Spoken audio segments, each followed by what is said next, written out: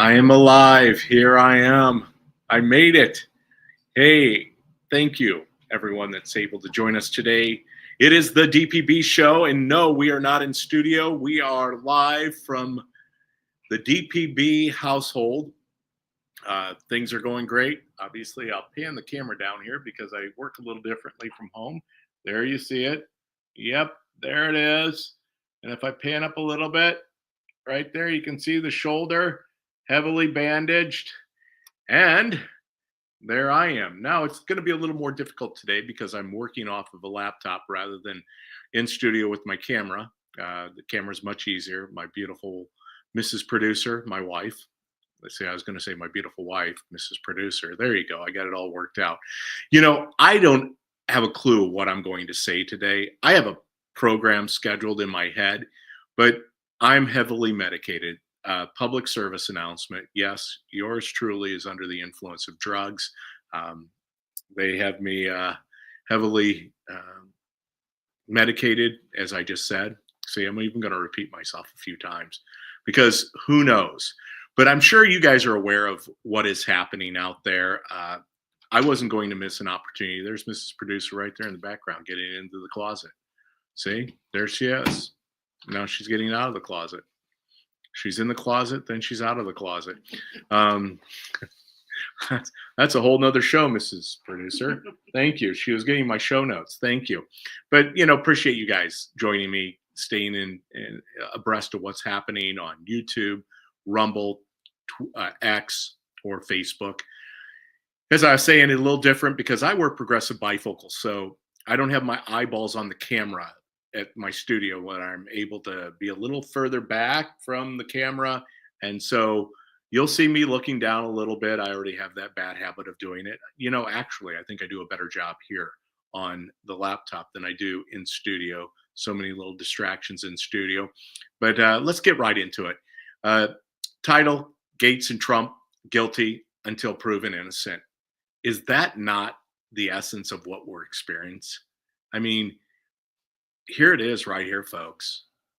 Glenn Greenwald, who, you know, this guy's, he's not even a conservative Republican. He writes for Substack. He does a lot of good work. But he said the Biden DOJ, not the Trump DOJ, the Biden DOJ intensively investigated possible crimes by Matt Gaetz. After 18 months of leaking to destroy, does this sound familiar? When it wasn't 18 months, it was almost 8 years. After 18 months of leaking to destroy his reputation in the press, the Biden DOJ decided they couldn't even charge him and close the case.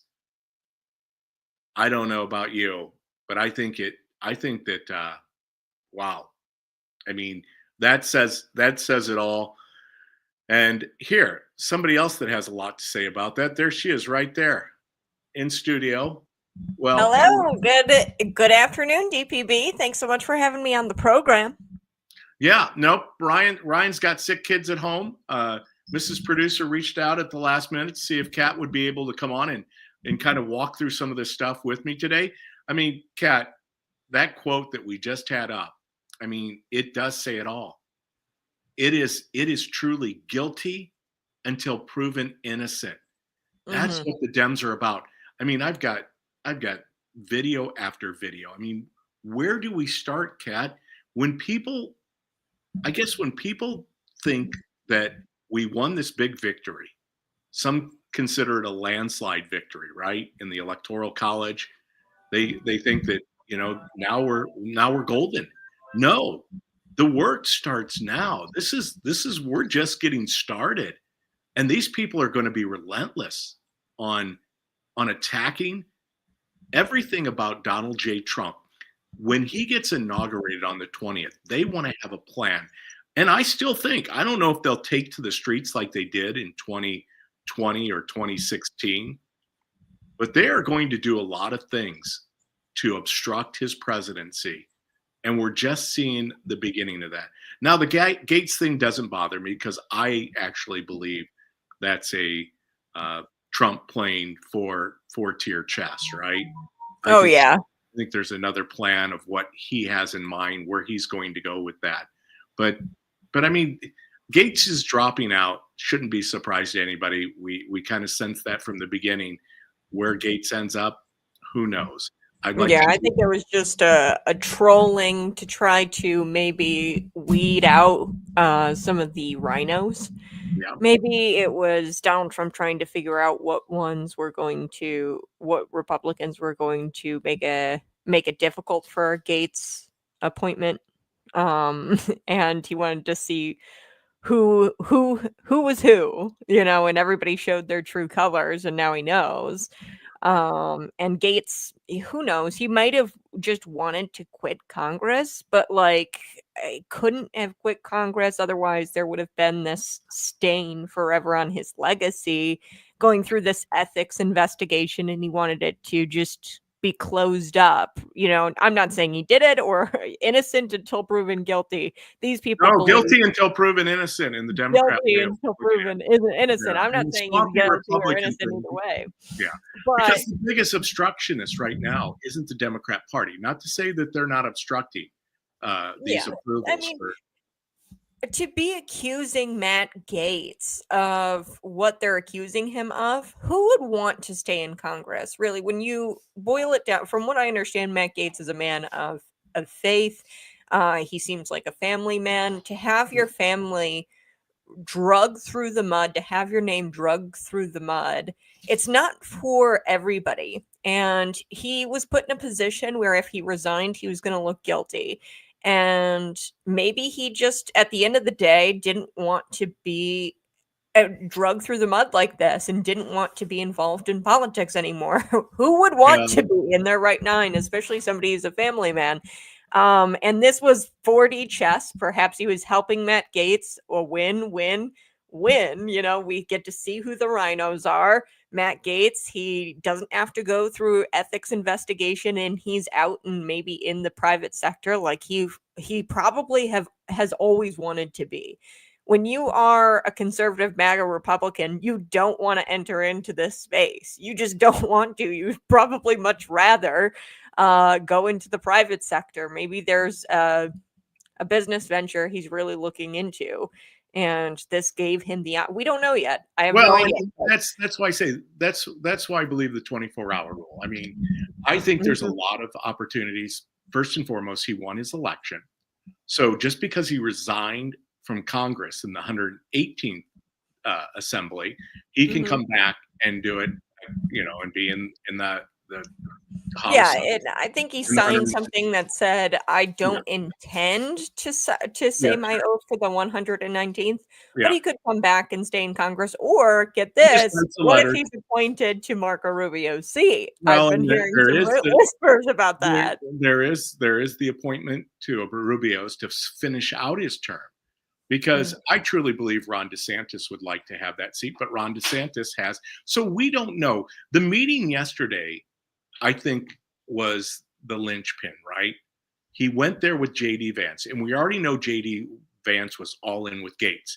This is four-dimensional chess playing because they know who the rhinos are. They know what they're up against.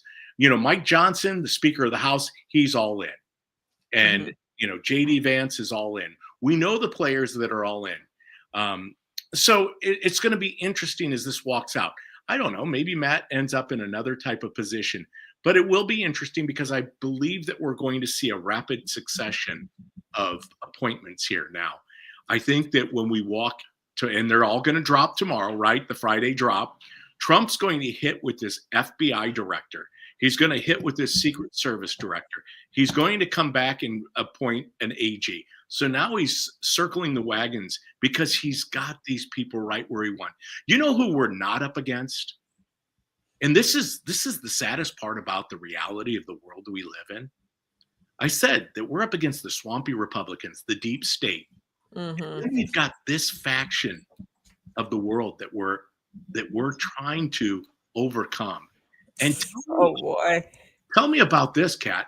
I mean, oh boy, I know this fella. Not on a personal level, but I know the type of content he puts out there, and stressed about this video. Hi, this is a series about cutting off your Trumpy family members.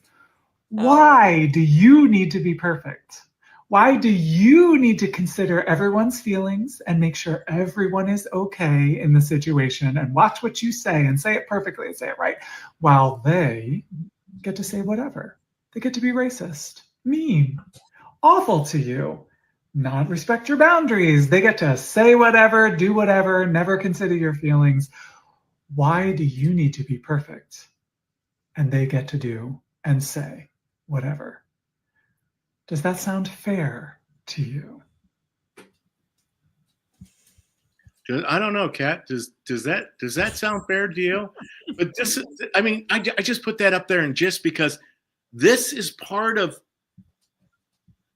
I guess the essence is what we're up against. And my X feed, my personal at the DPB show, is full of videos like this, people losing their minds. But so you've got the I factions just of the heard far left. Nancy Mace. She was attacked, David, today. Nancy Mace Yeah. attacked on stage for everybody to see. This person tried to get up there and harm her. That individual is just so messed up. To boil your life down to politics is really just tragic. These people. You mean to tell me your life is like all revolves around politics that much to where like you're willing to cut off your relationships with your family um just because they voted a certain way? Ridiculous. Yeah, it's a we're dealing with we're going up against mentally ill people. That's really what it is. And how do you fight with crazy? You know what I mean? How do you fight insanity with more insanity? I guess we've just got to go as far right as possible and get them to try to meet us in the middle. I think you've got to go even crazier. So maybe that was part of the strategy with the Matt Gaetz pick, going far right, further right than what you would normally go, to try to bring them to some sort of middle or force them to some sort of like rational response, a rational thought. Here's where they're going to go, Kat. This is a demonstration of where they're taking this. This is Republicans against Trump, and this is what these people are willing to do. You know, one of the things that you write so beautifully, and your stuff is so fun to read, but you write about Trump. Quote, the way that you build a truly vicious nationalist movement is to wed a relatively small core of belligerent idiots to a much larger group of opportunists and spineless fellow travelers whose primary function is to turn a blind eye to things. We may not have that many outright Nazis in America, but we have plenty of cowards and bootlickers. And once those fleshy dominoes start tumbling into the Trump camp, the game is up. When you talk about fleshy dominoes, Chris Christie comes to mind. Yeah, exactly. Well, so is that He's real? not wrong there. Is that real, or is that Memorex? Is that AI generated? You know, No, well, and even if it is, so just like Donald Trump and Marco Rubio, right? You've got Marco Rubio. I mean, what did he call him? Little man or something like that? Little hands, Little Marco. Marco. And then, Marco Rubio took a jab at Donald Trump on stage, called him, something about his hands, I think, or something. I don't know. They were always taking jabs at each other. Now, that clip isn't even all that bad. He doesn't say you might not. He doesn't call Trump supporters Nazis in that clip. Yeah. That's not what he's saying. He said you don't have outright Nazis. Now, he said some terrible things about Trump supporters. I'm not shocked by that because it's RFK Jr. He's a Democrat. Democrats say horrible things about Republicans. Republicans say horrible things about Democrats. It's kind of how politics has always been. I'd love to get away from it, but it's the reality of politics. One, but two, this is their strategy because they did the same thing with Elon Musk. Harry Sisson, I guess he was out there saying that Elon Musk and Donald Trump are feuding as well. They want to cause some drama from within the ranks here, but it won't work, David, because they've already got that. We already know what Marco Rubio said about Donald Trump, and Donald Trump selected him as the Secretary of State anyway. It doesn't work. That's the human condition. What these folks don't understand on the far left, the loony left, like Mhm. this person, we as conservatives, we as Republicans, we don't believe that Democrats, Dan Bongino says it best, we don't Mm. believe that Democrats or liberals are bad people. We believe they're people with bad ideas. They Mhm. believe we're bad people with ideas. And Mhm. that's what divides us. And that's what's going to continue to divide us. And as Robert F. Kennedy opened up even that little snippet, if it's truly not artificially generated, because Mhm. anything's possible, they are going to go just as Trump did through the election season. He went all in, flood the zone, right? Swamp. Mhm. Well, they're going to come back during this period of time between November 5th and January 20th, and they're going to do everything they can. And you know what the evidence of that is, Kat? And I was just going to play this video, but I'm going to stop it real quick because I think it's better to depict it in a picture. And it's right here. Let's get it up on screen. Here it is right here. There he is, wishing Joe a happy birthday today. Now, you know that these two can't absolutely stand one another. No, I mean, even look at them in that photo. Like, that's your best photo you have of you two, Brock. Come on. I know you've got better photos of it. You two smiling, at least. You know, he posts up this big or this black and white photo of them walking side by side, Well, talking to each other. Like, where are you guys smiling? No, they can't stand each other. no, Um, they can't. But but here's the difference. Oh, sorry, go ahead, David. no. They're hooked at the hip, though. That's what I'm saying. They are in stride. I do truly believe that they were knocked off balance, and they were knocked off balance when the election came, and they didn't know what to do. They were taken by surprise. I don't think they realized how big the mega movement was and how many households it impacted. And now they found out. They didn't anticipate not only losing the White House, they didn't anticipate losing the Senate, losing the House, and the Supreme Court isn't in their favor. So now what can they do in desperation? And they are truly desperate. Well, they're going to try to achieve what they can achieve at the ballot box through the judiciary. I saw Dick Durbin. He's trying to rush through all of these, and Trump did it too before he left office. It's not like they can't do it. Thank you, Barack Obama, for taking away the filibuster for all of these lower judges. You rock. During the Obama presidency, they got rid of the filibuster for that stuff. The Republicans played back, and they were, in response, they got rid of the filibuster for the Supreme Court picks, which is why we got our Supreme Court. But the thing about the Democrats, I think that really they also weren't prepared for this faction within the Democrat Party, the young Democrats, your AOCs, your Kamala Harrises, your Harry Sissons. They were demanding that Joe Biden bow out. I think that the establishment they wanted Joe Biden to bow out, but here's what the establishment was faced with. We're going to lose all of these young Democrat, the Harry Sissons. We're going to lose our staffers, the transgenders. We're going to lose all of them if we don't unseat Joe Biden and install Kamala Harris. And this is why Nancy Pelosi, Barack Obama, we're going to lose that faction of the Democrat Party, and we can't lose them because there are happy idiots. You know, there are happy warriors, the JDs, the radical Democrats. We're going to lose the socially radical Democrats, I should say. There's this faction within the Democrat Party that's like that. Now, Barack Obama doesn't really care. He doesn't give two hoots about he cares about the money that comes along with the transgender movement, I'm sure. And Nancy Pelosi, socially, they could care less about it, right?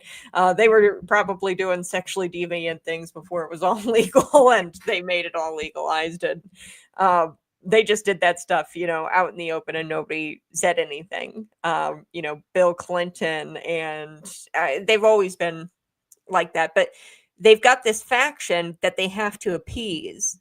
And I think that they went too far and they chose somebody that they really wanted, this black woman thing, and it just doesn't work. You have to have somebody of intelligence in there, and you can't just throw anybody in there. Well, and yes, but you just hit upon it going into the comment you just made, and it's part of what I had listed here to talk about today. I mean, I got a few things, but they have exploited and weaponized the local, state, and federal judicial systems.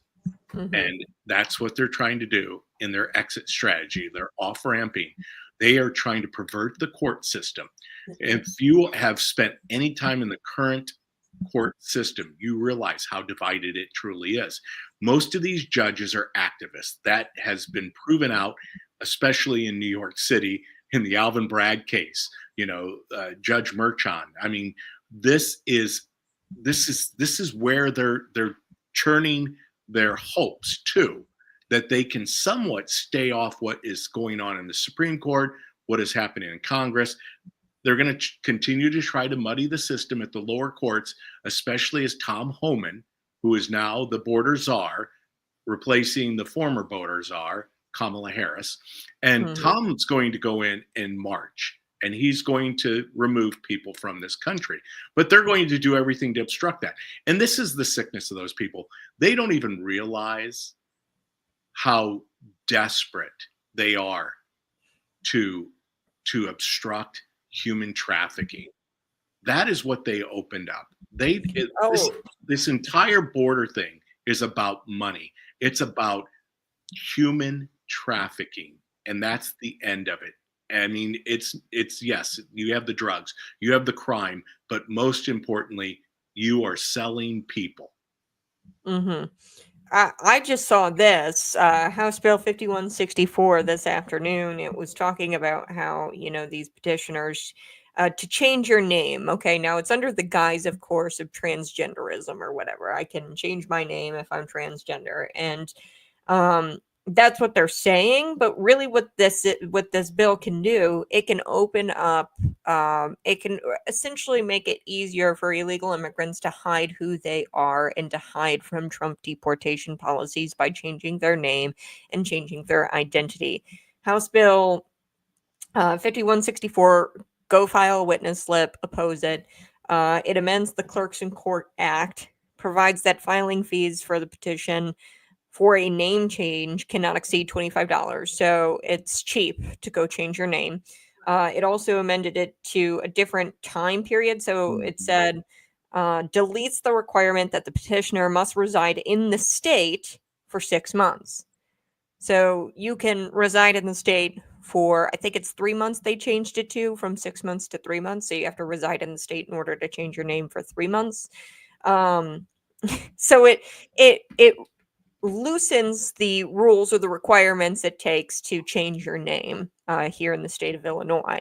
And really, what this is, it's a ploy for illegal immigrants to use this to change their name to hide their identities from the deportation. So they're starting with illegals first. Obviously, the Trump team Yeah, has come out and said, we're going to go after the criminals. yeah, We're going to go after the people with records. yes, And they have to start to change their names in order to avoid being found, these criminals with criminal records. So it applies to criminals as well. Criminals can also change their names now under this change. So if you had a criminal record, I think if you were like a sexual predator or if you raped someone, you weren't allowed to change your name.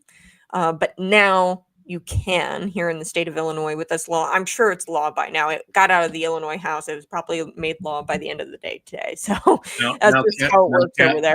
my DPB audience isn't as sophisticated as the conservative cat show. So so we're going to have to put that bill up so that they can all follow that. But Okay. a witness slip to explain that. So this is where we petition our General Assembly. Now, granted, it does do some good, but at the end of the day, they are going to figure out a way to push it through because ultimately, and I put this up and I want to share this. This is the bigger picture of what we're up against. And I don't know if you can see that very well. I'll read it for you. I said, folks, we are in charge now, whether that is readily apparent here in the state of Illinois. J.B. Pritzker is our best asset. And you're talking about that, Kat, in the legislation he wants to push through. His COVID tyranny could be the downfall of the Democrat machine. And it's only if we execute. If you can see what this Axios article says, it says that simmering frustration over COVID precautions helped to return President-elect Trump to the White House. And some public health experts fear the public's trust in the science has been irreparably damaged. I couldn't get that word out. Some experts now say they took the wrong, I can't say turn, when trying to defend safety measures like masks to build confidence in the vaccines. The Wall Street Journal reports in a drop dive into the pandemic's long-standing political impact. So when we talk about flooding the zone, swamping it, this is what we're up against. Kat, that pees me off because I'm telling you, Deborah Birx, Tony Fauci, what they're doing, they're covering their butts right now. The public health officials, they probably worked with Axios. This is my thoughts on it after reading some other things. Axios got with the public health officials. Now they're trying to wave the white flag of surrender because they're like, hey, we don't want to be held accountable for our actions during the COVID-19 pandemic. Deborah Birx was telling you not to go see grandma for Thanksgiving. Okay. But she went out and she saw grandma for Thanksgiving and was having all kinds of vacations with her folks. And, rules for thee, not for me. And you had tyrants like J.B. Pritzker. What they're going to start to, you're going to start to see this. They're going to start to apologize. You saw Joe Scarborough, Mika. They got out there, waved the white flag of surrender because they actually do fear being held accountable. It's not, revenge Trump. I like to joke and say revenge Trump is coming. He's not going to be weaponizing the government against these people. He's going to hold them accountable for what they did to the American people during COVID-19, and I'm here for it. And I don't want your apologies. I want you in cuffs. Well, and that's what we said. Accountability. The show on Tuesday was accountability is not vengeance. Here is. You remember in the beginning days of the pandemic when they were really fear mongering, when they gave a preposterous number of people that were going to die from COVID. Yes. And what was the percentage at the high point? Was it like 3.5% or something like that? It was something nice. There's a compilation video, Jamie, see if you can find it, where they're dunking on Donald Trump because Donald Trump said, I've heard it's less than 1%. Mm-hmm. He was right. He was totally correct. Quite a bit less than 1%. And a lot of conversations with a lot of people that do this. I think the number is way under 1%. So to fact check, the World Health Organization says the coronavirus death rate is 3.4%. President Trump lies that the World Health Organization is wrong. The number is 3.4%. 3.4% is what it's being reported around. My boy Sanjay. The death rate. The percentage is 3.4%. And no hunch from the president can change that. Trump lied about the most recent World Health Organization estimate that the global death rate of coronavirus is 3.4%. Jesus. The 3.4% death rate was wrong, and WHO data later updated it to a fraction of 1%. Let's go back into history.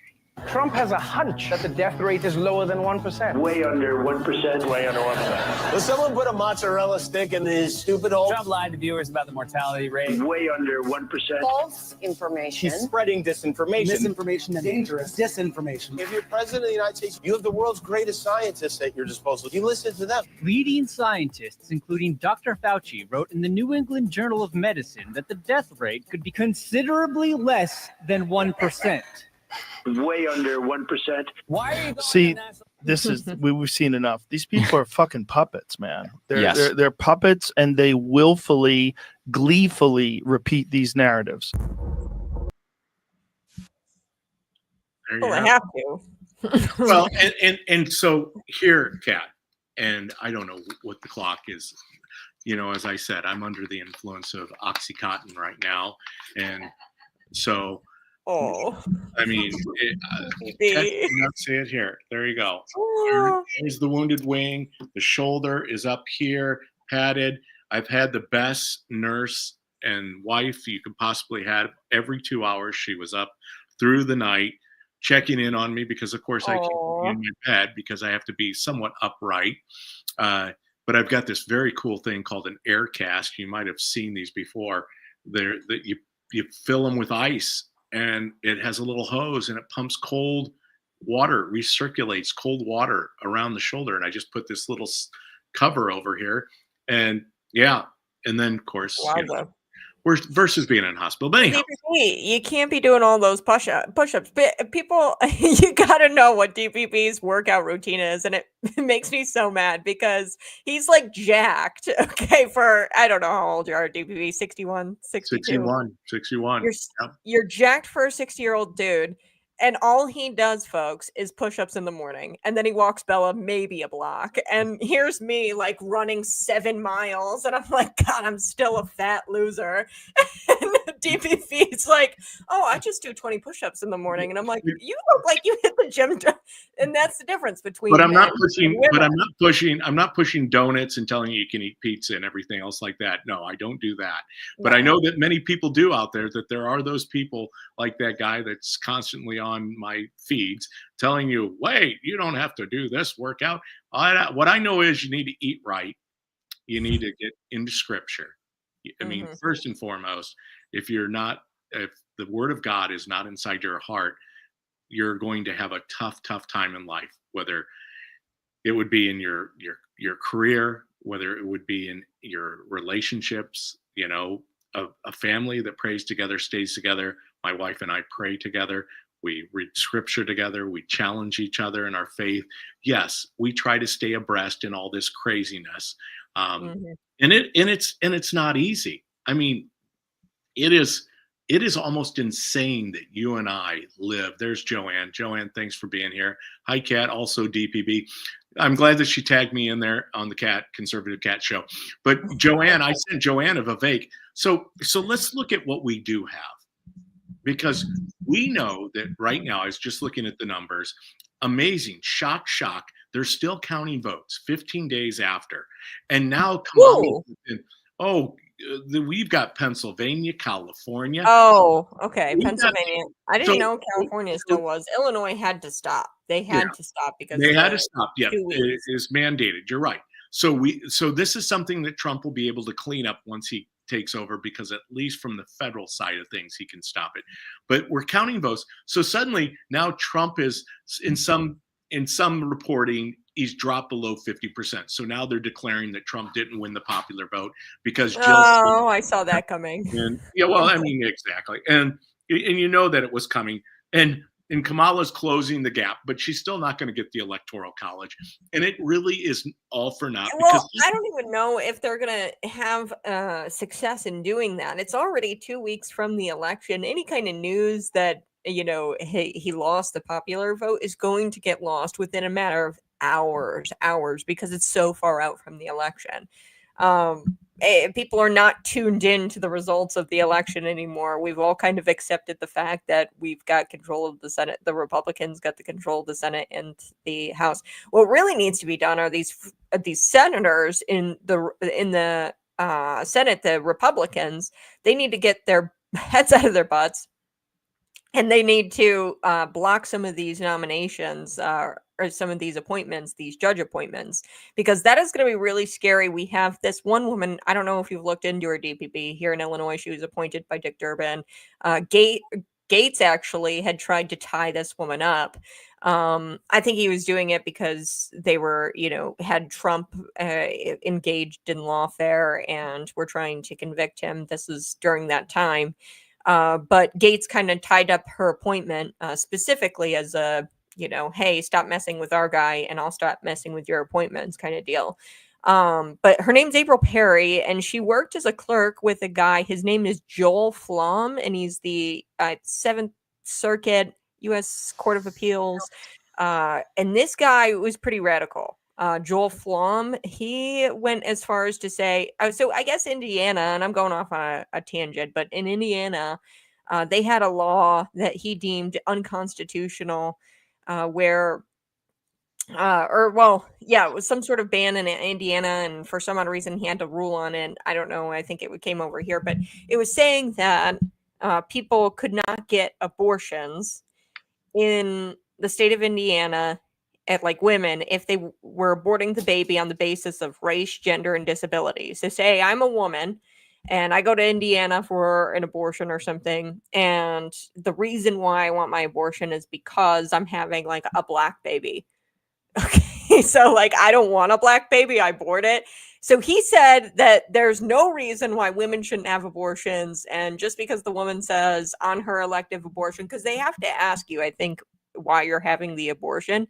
And if you say it's an elective abortion, they'll also ask you why. If you put disability, race, or gender of the baby, that kind of thing would be banned. But he's cool with it, that judge. So this judge that was just appointed worked for that judge and also went to the school, the Northwestern School of Pritzker Law or something. So went to Pritzker's law school. So you could imagine where she stands like politically. But they're going to use the judiciary for what they can't do at the ballot box. And Pritzker is working so hard at the ballot box with this big Think America to try to get abortion enshrined into every single state constitution. My point exactly. That is it, Kat. There's still, whether it's 74 million or 69 million, we have the divided United States, the divided nations. We are a country divided. Fortunately, we have the throttle. We're in control now. And there is only one way to win trench warfare. I love that terminology, because political trench warfare is similar to trench warfare. It's a bloodbath. Yes, I said it, bloodbath. Mm-hmm. Because that's what this is fought now at a whole different level. They're not dumb people. JB, they like their human trafficking. They like murdering babies. They like selling baby parts. I've got a whole list of things, but here, let's take a break and really listen to some craziness. You want to hear some craziness? Have you seen this? Yeah, play it. This is outrageous. So you already played this on the Cat Show. Like no, I didn't, but oppression for the white man in this country. You tell me which white men were dragged out of their homes. You tell me which one of them got dragged all the way across an ocean and told that you are going to go and work. We are going to steal your wives. We are going to rape your wives. That is oppression. We didn't ask to be here. We're not the same migrants that y'all constantly come up against. We didn't run away from home. We were stolen. So yeah, we are going to sit here and be offended when you want to sit here and act like and don't let it escape you that it is white men on this side of the aisle telling us, people of color on this side of the aisle, that y'all are the ones being oppressed, that y'all are the ones that are being harmed. It's because that is Jasmine Crockett. Representative Jasmine Crockett goes on an unhinged rant against white people while speaking it. So obviously, I just threw that up there because it is entertaining. Because this is what we're up against. This is where it's going. And, I think it's awesome, Kat, because the deep dive part of this. You've spent some time down at the General Assembly in Springfield. You've gotten into technical writing, journalistic writing, really picking and going in, going places that no person has gone before. And it's hard to keep up with, right? Because it is, when we talk about 4D chess or 3D chess, I said chess. 3D. How those painkillers feeling? I've got Oxycontin, man. That's, you know what? I will tell you this. That is a good little segue. So yesterday, when I came out of surgery, my reentry wasn't very good. I actually don't have pictures. I don't want to show you the picture anyway. But I had a little lazy eye in my right eye. It looked like it looked bad. It looked like I had a stroke, but it was on my right side, not on my left side. And my wife noticed it. I felt it. Well, so when they gave me the block, they they tried to block the shoulder, so they injected. Well, it affected my eye, this side of my face. Well, I don't think it really stopped the nerve pain here, because when I woke up, I was in like full blown 9 to 10. When she asked me what your pain was, I said 9 to 10. She goes, what's going on? So I got a little dose of fentanyl. Yeah.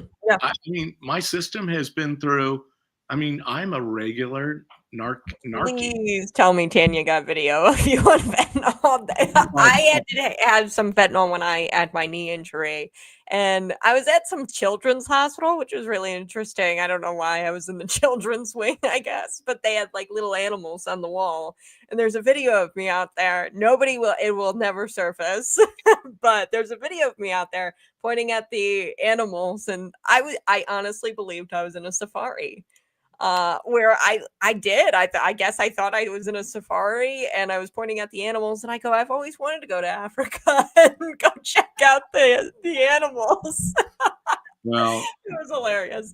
Tanya, I bet those Tanya will share with me. Well, so Tanya is sharing with people my coming home, which I was still highly intoxicated on, fentanyl and all the other cocktail of drugs that I'm taking right now. But I'm glad to be here. Once again, thank you, Bob from Berwyn. I see you're in the comment section, Joanne, everyone that's tuned in, tuned out. Like and share this stuff, because we're gonna keep you posted. There are some things I want to get to, but when I was coming into reentry, Tanya, I was very emotional. I had, you're coming down off of anesthesia. I love my wife. I can't, anytime when people do things for me, it's really tough for me to have people do things. I love to do things for others. When people do things for me, it just brings out the emotion in me. I did get a chance to see my baby granddaughter via FaceTime. And of course, I just had tears running down my face, besides being on drugs. Not that I'm not in tears when I see my granddaughter, but my wife will repeat that I kept saying, I love you, I love you, I love you. And that, yeah, but that's the beautiful thing. We live in a country where you can have knee surgery. I can have shoulder surgery. We can have relief from our surgeries with drugs, pharmaceutical drugs, which we know when we speak of RFK. Isn't it fascinating that the people who Trump has assembled are people who all speak a similar truth? Make America great again. Make America healthy again. Make America free again. Make America the country that America has always been, not this dependent government bureaucracy that oversees all the money and steals, kills, and destroys, because that's what J.B. Pritzker is. One of the things that I've got a list of them here. You look at the accusations against Trump and what we're up against. First and foremost, the Russian collusion thing never goes away.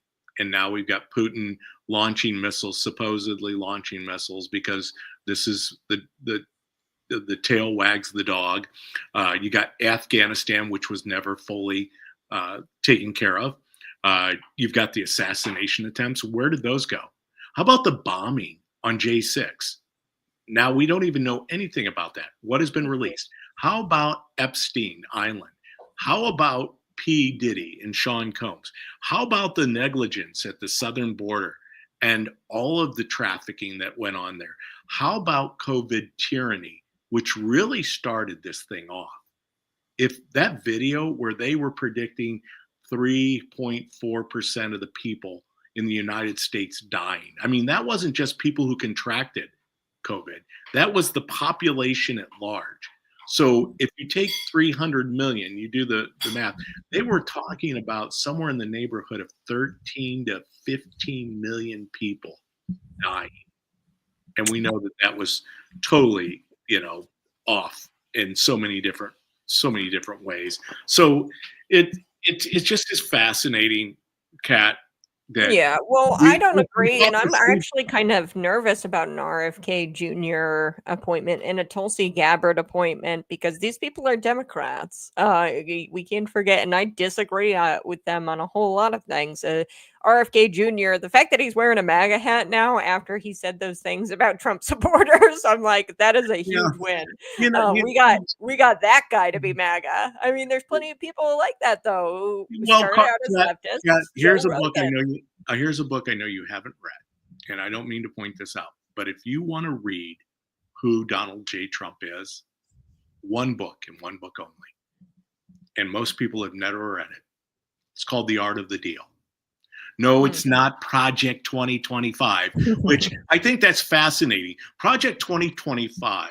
You know, they want to talk about Project 2025. I love Project 2025. If I were to become president, I'd implement it day one. Well, I've read through some of that, and it's great. Yeah, Like, well, why I mean, would anybody be against it?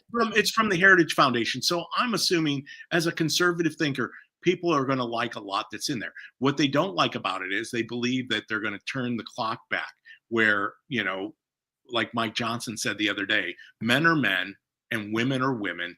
And no, you can't have men in women's sports or women's restrooms. That is not going to be allowed. But I think more importantly, the book you need to read, if you haven't read it, The Art of the Deal. The Art of the Deal. Brian actually has written it. The Art of the Deal will tell you. That's how JFK or RFK came into the fold. That's how Tulsi. Listen, you know, I don't deny any Christian into the kingdom that comes in the 11th hour. Why? Because they've seen the light. They've seen light. I don't think RFK will tell you, I don't agree with everything Donald Trump says, but that's the beautiful thing. You don't see the left assembling. I mean, when you look at the assembly that Joe Biden put together, I mean, how horrific is that? His transportation director or secretary of transportation, his health deputy health secretary, the guy with the fake boobies feeding a child.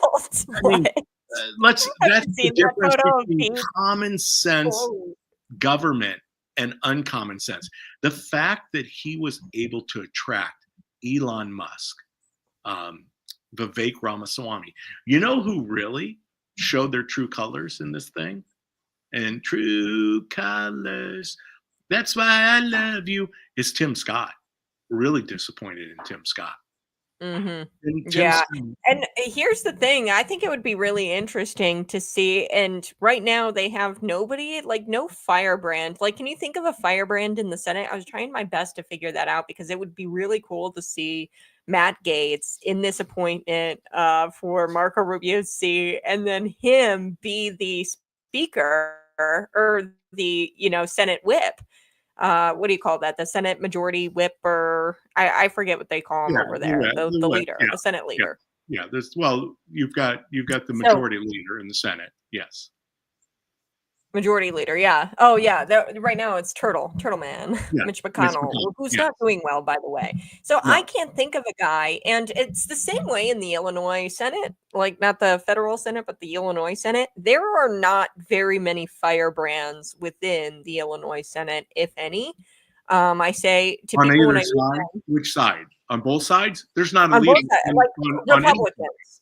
I'm talking like America First Republicans. There are a couple, I would say, in the House. Blaine Wilhauer and Adam Niemerg.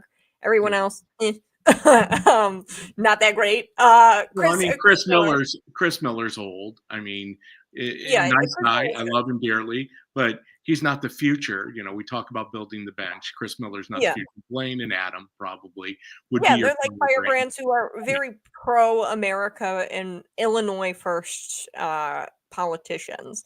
Everybody else, not all that great. And there's nobody like that in the Senate, which I find very interesting. And it's almost copied in the federal. I was looking through the senators today, trying to figure this out because I'm curious if they're going to appoint Matt to the Senate and then make him the leader. Because that's really where he deserves to be, is that speakership. He should have got that speakership over Mike Johnson. I hope that he turned out to be okay, but I would love to see a different speaker as well. I don't think that's going to happen. I think Trump gave his thumbs up to Mike. I think Mike is all in with the Trump agenda. And I think that was evidenced in his statement. And I think I have it. I'm not going to go find it on the video, but but Mike Johnson came out, and to stand up there and say what he said, those were some strong words to the Democrats and the crazies on the left. Those were fighting words. I mean, when you pronounce that you just have the first trans person elected into office, a man who thinks he's a woman, elected into office, and you tell them, no, you're not going to be using the women's restroom. You're going to have to use a restroom. And of course, John Fetterman says that this person can use his private restroom. Hey, John, see, this is kind of, you got to love Fetterman. John, as a senator or as a congressperson, you don't have any private restrooms. All of that is government-owned property. Yeah, exactly. You Well, don't they all have like private restroom, in their John. offices. You have a restroom Yeah. inside of your office, and that's not even a private office. Yes, it's your office. I get that. But there's no private. You can, because ultimately then you have no legislation. If you start rewriting what's private and what's not on Capitol Hill, you can't. That's federally owned property. You don't take possession of the people's house or the Senate. Oh yeah. And it just is so I really actually the day that I had met Mike Lindell in the elevator with Darren Bailey, I was up in the Republican wing of the Stratton building in Illinois or in Springfield, and to hear them talk about like who they're going to hire, new staff, and they were talking about how I mean really it was like a little business. You walked in, you felt like you were in a doctor's office or like, you know, somebody who's operating a business, a failing business. There was a lot of stress. I mean, it was much better than the other side because I went over to the Democrat wing of the Stratton building as well. And I knew right away I was in the Democrat wing because there's just this like heavy feeling I got when I walked over to that side. But they were talking like about who they were hiring, who would be good staff, and I was just listening to them kind of chat with each other, and it was really just about me, I, and nobody was having conversations about the people, we the people, the Illinoisans. They save that, of course, when they want to go and grandstand and talk about, you know, the issues and the policy for the floor. I get that, but you can tell that they love their comfy little offices there, and nobody wants to move, and that's why they work so hard. It's because they don't want to work. The private sector is hard. I get it, but these people really just want to stay in their cozy offices and have no work. I mean, because you're only there. What is it during legislative session? 74 days in session. 74. It might have bumped up one. I think it's 74 days in session. But you're right, Kat. They live to be in government. They are. That's where the term swamp creature came from. It is no longer about the people, whether that's at the local level, the state level, or the federal level. And that is everything that not only Trump wants to change. That's why he has the Department of Government Efficiency, DOGE, through Elon and Vivek, is because they're coming in, and this is the sweeping part. When you said a firebrand, there are some firebrands in Congress right now. I do believe that. I think there's a few of them, but most of those people need to be replaced. In the state governments, you're right. This is the only reason that yours truly, DPB, took on the establishment candidate in Dan Brady. And you know what? Here we have Dan, my friend Dan Brady, who's running now for the mayor of Bloomington.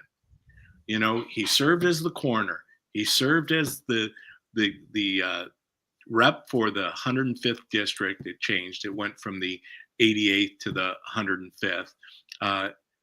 Then he ran for Secretary of State, lost that position. Not that anybody was going to win, because you just pointed out something, and I'll do a quick little diversion here. But when anybody wins the presidency or the governor's race in a state, they've got hundreds, thousands of appointments that they have to make. Now, granted, President Trump's not going to be a part of the 3,000 or 4,000 appointments he has to make. He's going to be up at the top, right? And then his staffers and other people are going to fill in all of the positions. In the state government, if Darren Bailey would have won the gubernatorial race of 2022 against Pritzker, he would have immediately had to hire 1,000 different positions. That's because government is so bloated. And that's what opened the books. My friend Adam Andrzejewski, God rest his soul, died at too early of an age in his early 50s with a family. Open the Books was the first Department of Government Efficiency. That's what Open the Books was about, was exposing this gluttony of a bureaucracy that consumes every part of who we are, which creates that long-term relationship. When people get into office, they never want to leave. And they don't leave because that salary is $90,000 for 74 days. Kat, would you like to make $94,000 for 92,000 for 74 days? Yeah, I think everybody would. But you also get all kinds of stipends and everything. I just pulled this up really quick because I was scrolling through this and I think it's very interesting. I've never heard of a lot of these people in the Republican on the Republican side for the Senate. You've got your Ted Cruz. Yeah. You've got your Mike Lee, maybe your Josh Hawley. Okay. Every now and then I hear a little bit about Chuck Grassley from Iowa, but the guy is as old as Dianne Feinstein, but she's dead. But John Kennedy, like I love him. He's fun and he's funny, but also not to be trusted. Big into war. Josh Hawley, I don't know what his voting record looks a lot. I like him a lot, but I'm not too sure as far as his voting record. Lindsey Graham. Graham. What? Look at when you pull up the 100 senators. There he is. Are only differentiating that from the House. There he is. Differentiating that from the House. There are 435 Congress people. There are 100 United States senators. That's a powerful position to be in.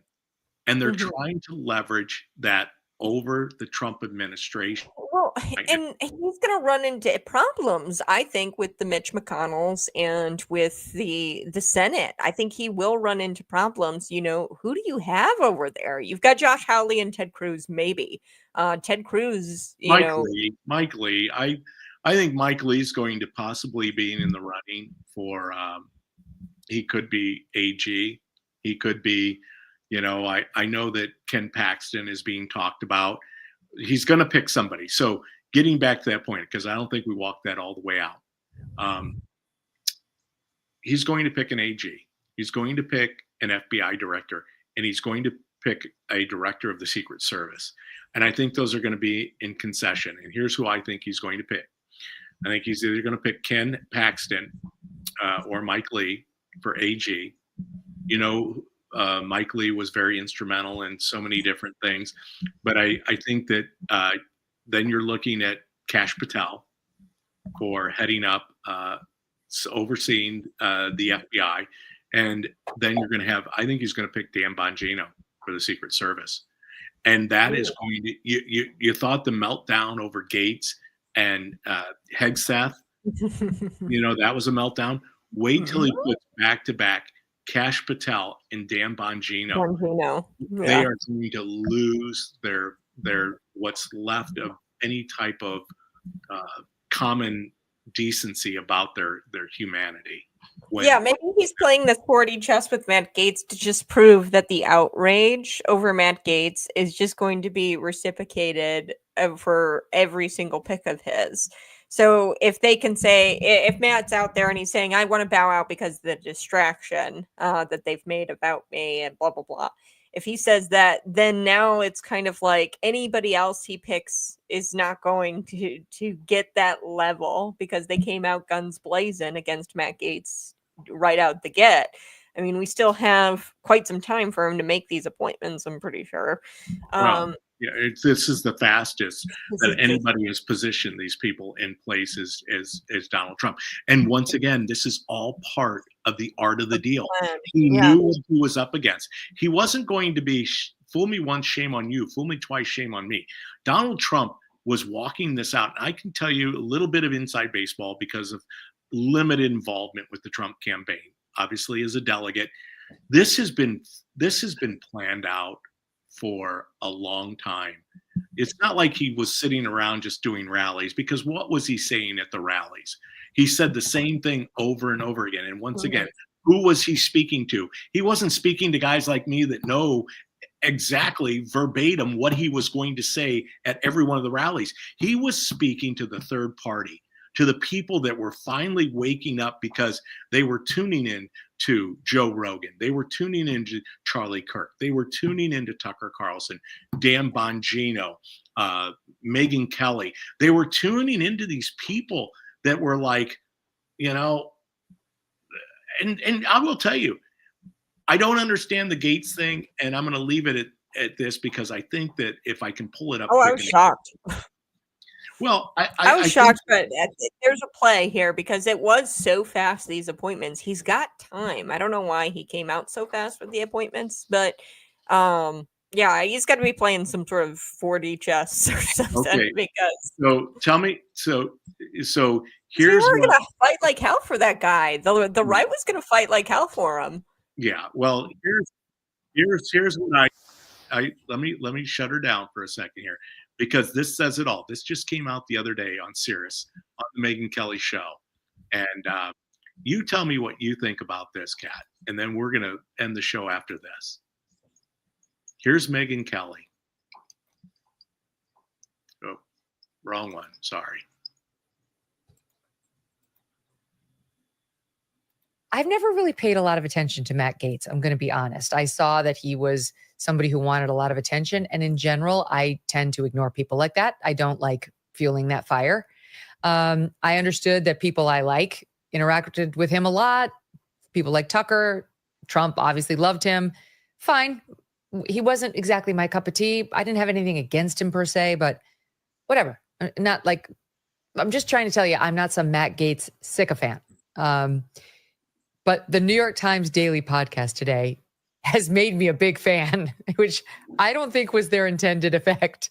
So the Times, with this reporter, Robert Draper, he's talking about how typically the Attorney General has been independent from the White House / president. And that's been a glorious thing. Now, he doesn't point out that JFK appointed his little brother, RFK, who was only 35 years old, and had never tried a case, had not that much legal experience when he made him Attorney General, complete nepotism. And it was only about one thing, loyalty. And he wasn't the first to do that, nor the last. But anyway, this more modern or more recent trend of there'll be sort of this, not a Chinese wall, but more independence foisted on the DOJ when it comes to dealing with the White House is in exactly that. It's more of a recent trend. And there is a history in this country where it wasn't there. Not pointed out by the Daily. In any event, here's the New York Times setting that up. The Attorney General has tended to be an office that operates more or less independently from the president. The Attorney General will often do things that might even offend the president, might even investigate members of the administration. So to pick someone like Matt Gaetz, who is an unflagging loyalist to Donald Trump, would seem to suggest that the DOJ will, under Trump's presidency, become completely co-opted. Good. I'm gonna cut it there because this goes on for a while. But excuse me, what is Merrick Garland? You know what the biggest thing, and we're gonna end it with this, Kat. They're scared. Everything that I talked about earlier, Kash Patel wrote a book called Government Gangsters. He knows where the bodies are.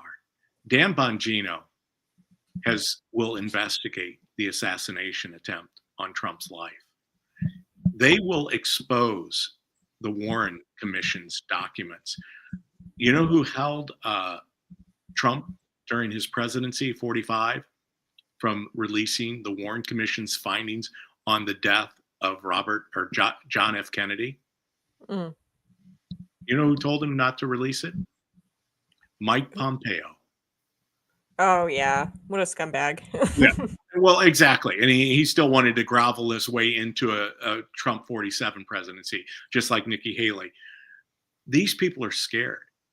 They're scared for their lives because they're all the corruption that has consumed, besides the bureaucracy that's been built, besides the millions of people who live off of the taxpayer dollar. There is so much corruption out there. Where do you start with the accountability? You know, Tom Homan obviously has got a target. He's going to go after the ruthless criminals, from the Venezuelan gangs to the Mexican gangs to the Chinese gangs, the ones that have infiltrated. He knows where and they know where those people are, Kat. It's not like it's a secret. They've seen them operate. You know, when you know that well, that's why Illinois is trying to make it to where they can change their names at the drop of a hat, because we know who they are. Do you know JB's really scared of right now? Probably being drug out in cuffs. That's probably what he's. Oh yeah, he's afraid of the gangster disciples and the Latin Kings and the normal street gangs from Chicago, because he's allowed other gangs from outside of the country to come in and run roughshod over their turf. That's why you see the acceleration of gang violence in the big metropolitan areas, because you have these feuding gang members, and some of them are being supported with federally funded credit cards to fight you don't see the gangs. They call it the Peacekeeper. What was it? That Peacekeepers program, $30 million or something allocated to it for 1 year. But those were the gangsters those were our gangsters. They weren't the foreign gangsters. So, but they know where these people are. They know where they live, as the old saying goes. They know where they operate at. And they're going to go in, and it's going to take 2 years isn't enough. 4 years isn't enough. 8 years isn't enough. We need to make sure that we have done the job, which I believe we have, with Elon Musk, Vivek Ramaswamy, you know, the likes of Marco Rubio coming in as the Secretary of State. I know a lot of people aren't real big on that, but you know what? I believe that it's a good pick. I think he's taken a carrot stick approach there with Pete Hegseth and Marco Rubio, where you've got the diplomatic guy, Marco Rubio, and then you've got Pete Hegseth, the Secretary of Defense. Who's a bit more. I agree there too, but he also wanted to get Marco Rubio out of the way for JD Vance. You see what I'm saying? Yeah. Mm-hmm. Because Ron DeSantis wants to be. Ron DeSantis naturally would take over the Senate seat, right? Oh, Winnie. Oh, Winnie. Was that Winnie barking? Yeah. Scared cat. So there's going to be something happening there, whether it's Gaetz holding the seat until DeSantis takes over, or whether it's Gaetz going back into Congress. I don't know what's going to happen. I don't think Ron DeSantis, as I told our friend Kevin Ferris of Speechless, Kevin, if you're listening, this is why I told you that. It wasn't his time in 2024. Ron should have held out, and he would have been better positioned for 2028. But now I believe unequivocally the successor to Donald J. Trump is J.D. Vance. And the bench that's been built with Elon, Vivek, Marco Rubio, I started going down that list, Mike Lee. You look at Tulsi Gabbard, Robert F. Kennedy. They built a bench. Who do they have on the Democrat side? Kathy Hochul, Josh Shapiro, Gavin Newsom, Governor J.B. Pritzker. Or Governor J.B. Pritzker. You know, what bench have they been able to build? They don't have a bench, and they know that. Or are they going to throw that Crockett lady in there? Old representative, you drag my people out into the streets. You know what? This isn't roots. This isn't 100 years ago, 200 years ago. No, we're not dragging people out into the streets. You know, if anything, there are people being dragged out in the streets, all right. And it sure isn't the black people. They're dragging people out in the streets. And it's usually the Christians. And with that, what a better no better place to stop the show today. Obviously, I made it through, drug induced, but I made it through. Hey, Kat, guess what? Since you were so kind to join me and help me through my. Okay, talk about your show tomorrow morning. Mrs. Producer's in the background. Tell us what you're tomorrow going to morning. Tomorrow morning, you can catch the Conservative Cat Show. It's a daily show. We do it live on streaming, your favorite streaming platform. You can check it out. And thank you for having me on, David Paul. I hope you feel better. Lay off the push-ups, though, will you? Well, Kat, you're not off the hook yet, because on Tuesday, guess who got to say the? So we off-ramp on the DPB show with a prayer. So guess what, Kat? You're on the spot. See, I'm on the spot. Anybody that comes on the DPB show as a guest is going to have to pray us out. Then DPB doesn't have to do it. Are you ready? Yes, I love it. You can do it, Kat. I know you. Go ahead. Father God, thank you so much for this program. Thank you so much for this platform, the David Paul Blumenshine Show. Lord, we're just praying for David's shoulder. I pray that you touch him radically, heal him, Lord, with your supernatural power. We know that you can do it, Lord. And Lord, I'm praying for our country and our leaders. We don't know what your plan is. There could be all kinds of government plans and politician plans that we don't know about, but we know that we can trust you because you have the ultimate plan and you are the ultimate leader. And in the end, your will be done. And Lord, we're just so grateful for patriots, for America, and for Christian leadership. And we pray for more of it in the coming weeks and in the coming years. And Lord, we just pray all these things happen in your name, in your son's name, Jesus. Amen. Amen. Very good, Kat. Golly, you did an awesome job knocking it out of the park. All right, Kat. So I also end the show by saying there it is, Conservative Cat, 6 to 8 a.m., Monday through Friday on Cities 92.9, the news and talk of Bloomington Normal. Kat, I say that I love you. I know Kat loves you. But more importantly, Jesus loves you. Until next Tuesday, we bid you farewell.